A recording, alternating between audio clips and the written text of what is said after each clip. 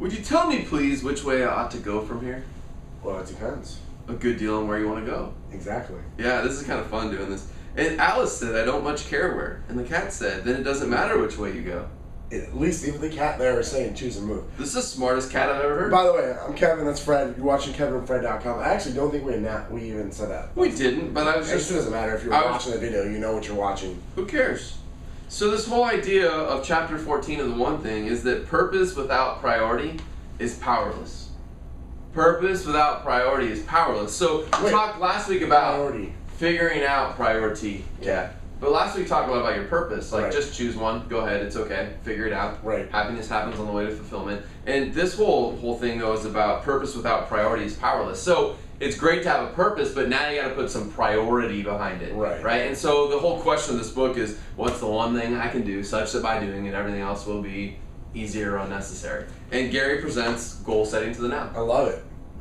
You want me to go? I'm handing it over to you. So goal setting to the now. You're thinking like, okay, you think of a big goal. Yeah. How do you figure out, how do you live by priority? Let's say your goal is to make $100 million, or maybe it's to make $1 million, whatever your goal is, but set your someday goal.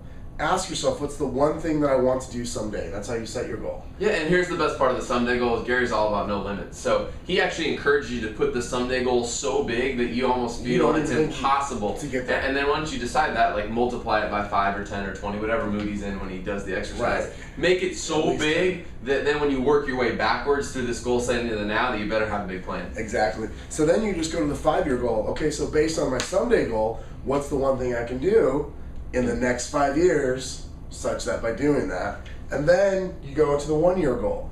Based on my 5-year goal, what's the one thing I can do this year? Then you go to the monthly goal. I'm starting to see 411 develop. All right. Based on my 1-year goal, what's the one thing I can do this month?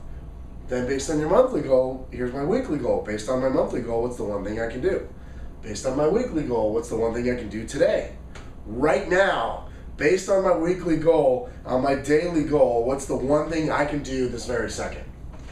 Goal setting to the now. So now you've got this big long goal. Thinking with the end in mind. Imagine that. Right? That's all that is, That's really. all But that I mean, is. it's packed by priority and purpose, obviously. Yeah. But it's thinking with the end in mind. It's go big and work your way And back. it's breaking it down to that one thing that you've got Absolutely. to do. Then that exercise doesn't work if you sit here and go, what's the one thing I can do this week to hit a big goal? What's the one thing I can do this month to hit a big goal? What's the one thing I can do this year? It works so much more powerfully when you start at the end and come back. Yeah.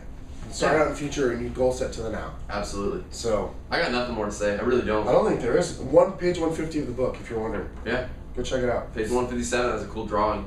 See you next Look week. at that. I think there's a lot of pages of cool drawings. Okay. I'm going to do this again until